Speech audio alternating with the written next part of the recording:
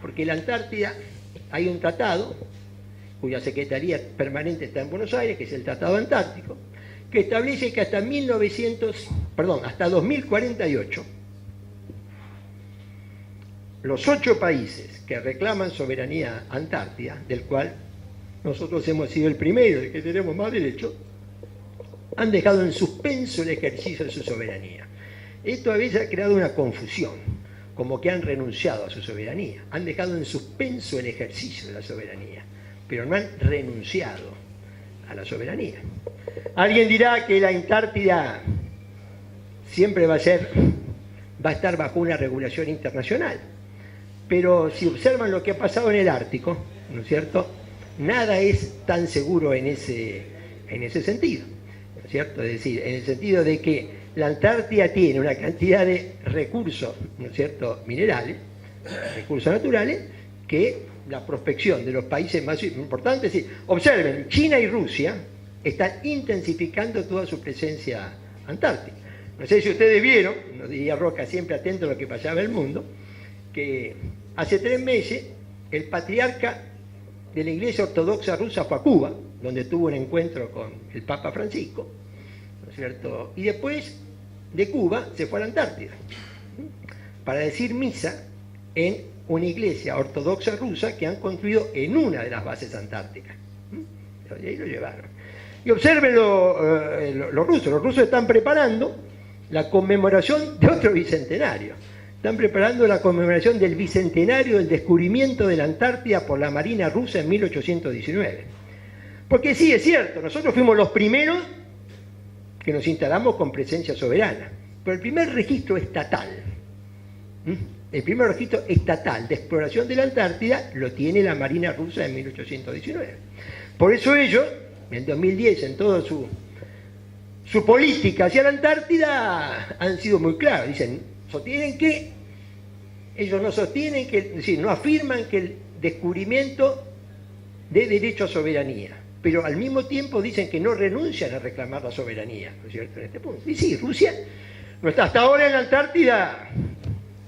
Son 8 países, ¿no es cierto? Está Argentina, está el Reino Unido, está Australia, Nueva Zelanda, que entran por el otro lado, Chile, que entra por este lado, Noruega y Francia, que tiene una franjita muy, ¿no es cierto?, muy chiquita. Pero en Francia, observen que Francia ha creado, ¿no es cierto?, un ministerio de los polos,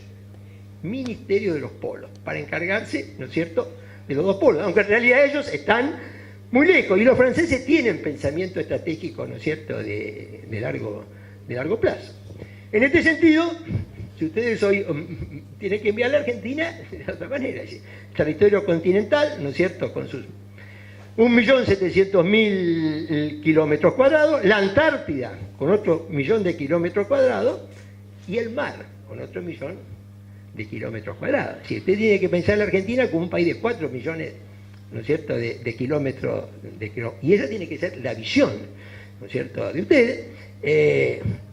La Argentina tiene, y a mí eso siempre me interesó, una capacidad científica importante. Hay un proyecto que ha hecho un equipo del CONICET que se llama Pampa Azul, que es todo el proyecto de la explotación económica del mar, ¿no es cierto? Es la idea de que lo que fue para nosotros la Pampa en cuanto a la expansión económica, es posible que en este tercer siglo de la Argentina lo sea, ¿no es cierto?, el mar.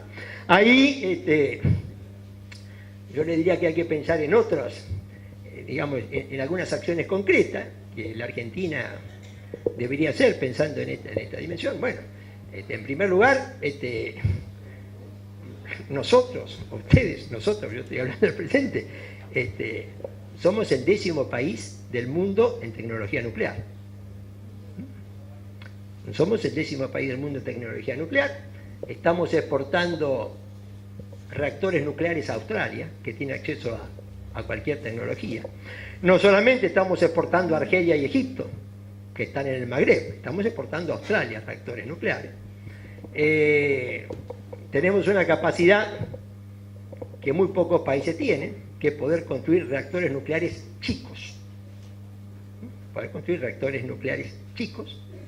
Y acá habría que pensar, en función de todo este proyecto estratégico, ¿no es cierto?, que la Argentina, fíjense, ¿no?, que la importancia que tiene todo esto, y la Argentina su rompehielos, que era el buque básico para toda la política antártida, hace 8 años ya que está fuera de servicio, no se sabe cuándo volverá a estar, y de acuerdo a lo que ha manifestado el ministro de Defensa, este diputado de La Rioja, que está el ministro de Defensa, él ha dicho que con lo que se ha gastado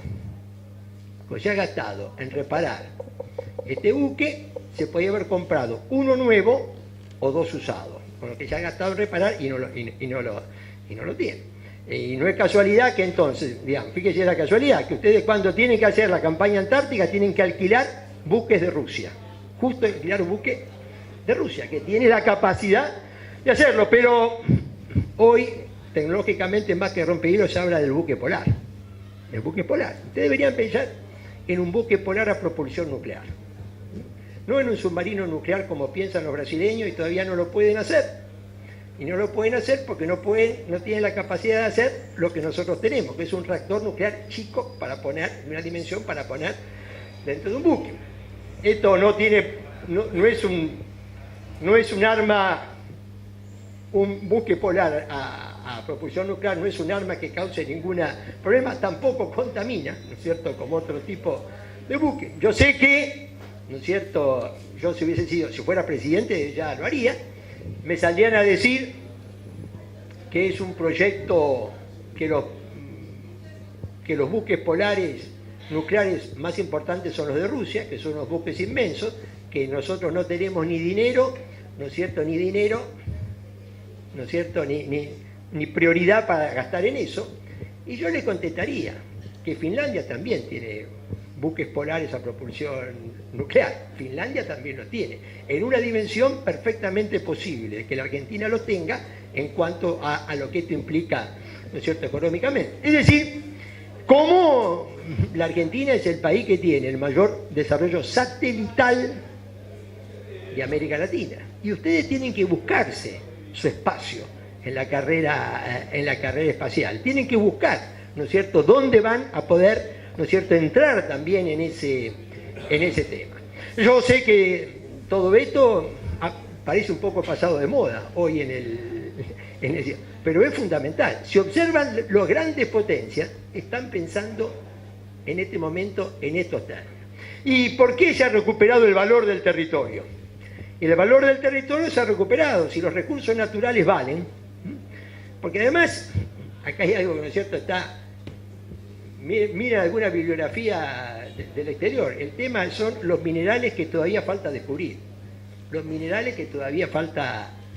descubrir, ¿no es cierto?, y esas cosas hay que moverlas rápido, como esto, por ejemplo, del litio, ¿no es cierto?, que la Argentina sería el tercer país en cuanto a los yacimientos de litio, que es un insumo muy importante para la batería de los celulares y todo eso.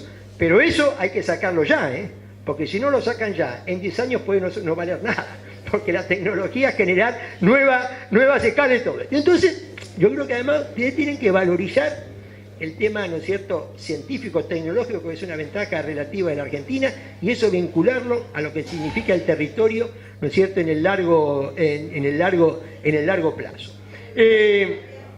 Insisto, para mí yo llegué a mi historia de guerra en 1879, presidente Avellaneda, el retrato que está ahí, y ocupábamos, ¿no es cierto?, el país ocupaba el 40% del territorio continental.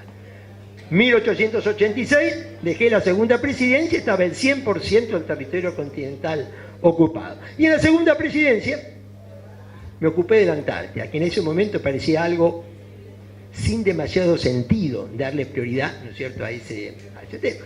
En toda esta visión, ¿no es cierto?, hay muchas otras cosas, diría Roca, que yo ¿no es cierto?, les podría decir, ¿no es cierto? Esta fue mi prioridad como estadista.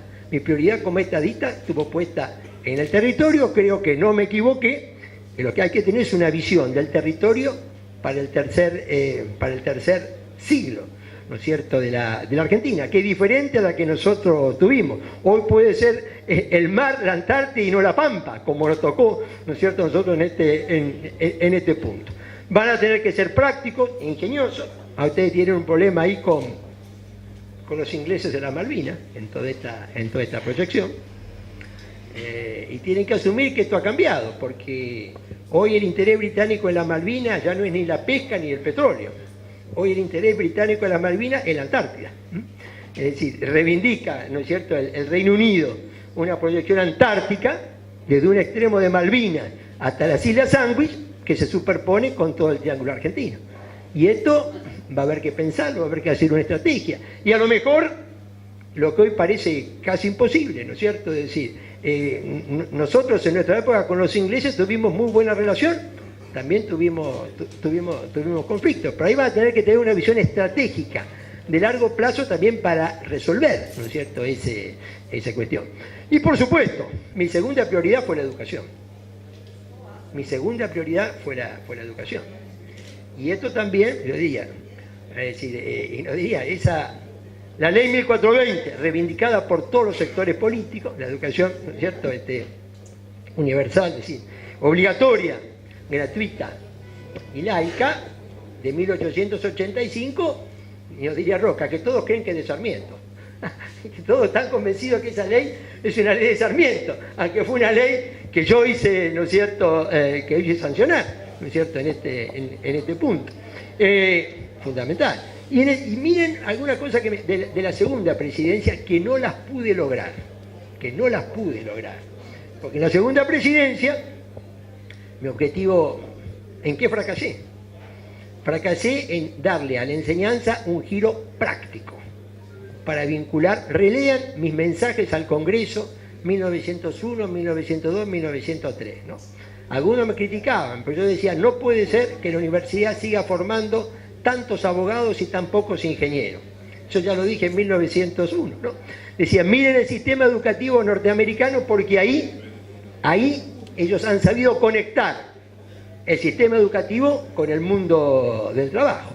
Pero no pude, porque cuando quise transformar la mitad de los colegios nacionales en colegios de agricultura, industria y comercio, la provincia me rechazaron, ¿no es cierto?, el proyecto. Yo también diría,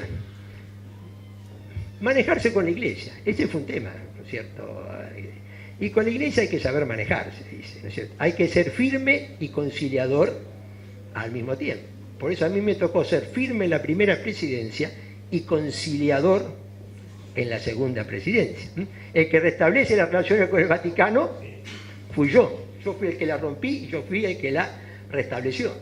Porque aunque muchas cosas van cambiando, ¿no es cierto?, aunque muchas cosas van cambiando, yo estaba muy en claro, ¿no es cierto?, es decir, en un país como la Argentina, el conflicto entre la Iglesia y el Estado no es bueno. Por eso yo me encargué de recomponer lo que se había, ¿no es cierto?, roto, y en alguna medida cuando me pidieron algunas cosas, ¿no es cierto?, en aquella época, yo se la fui, ¿no es cierto?, se la fui resolviendo, porque ese tampoco es bueno. Por eso, si yo doy un consejo de mi experiencia, a veces hay que ser firme, pero ante todo hay que saber conciliar, porque en la Argentina, ¿no es cierto?, después vino otro presidente, que fue Perón, que no siguió esta línea, y así, ¿no es cierto?, él mismo reconoció que había sido su grave y gran, ¿no es cierto?, y gran error, el error político.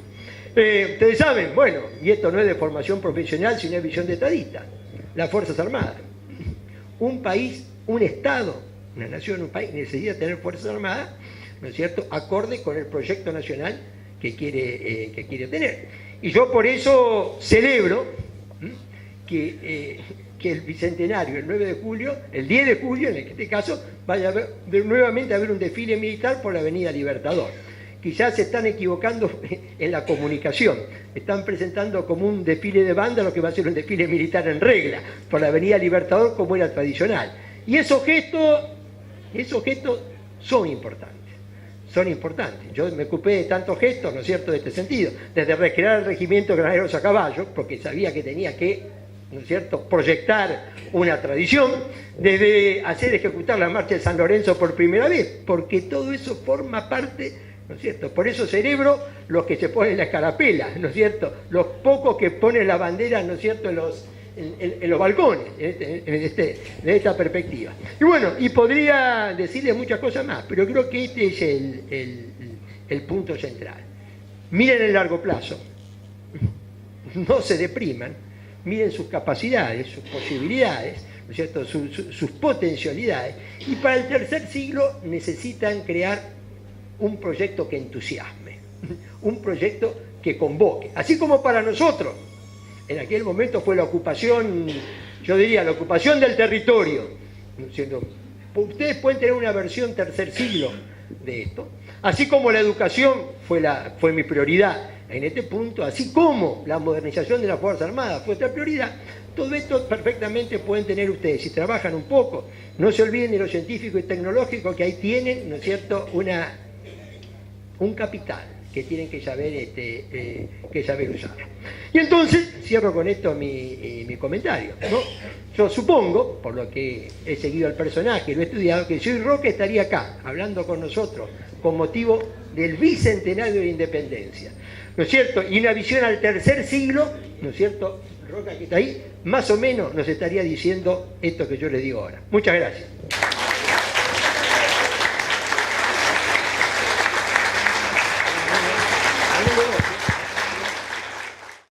Bueno, la verdad que primero quiero saludar a nuestro expresidente Roberto Azareto, que lo vi por acá.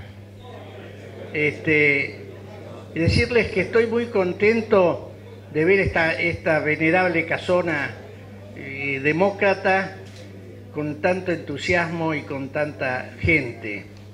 Y además con los importantes representantes de la UCD, el diputado mandato cumplido Rivas, el ingeniero Álvaro Alzogaray y su vicepresidente, la señora Valero Narváez.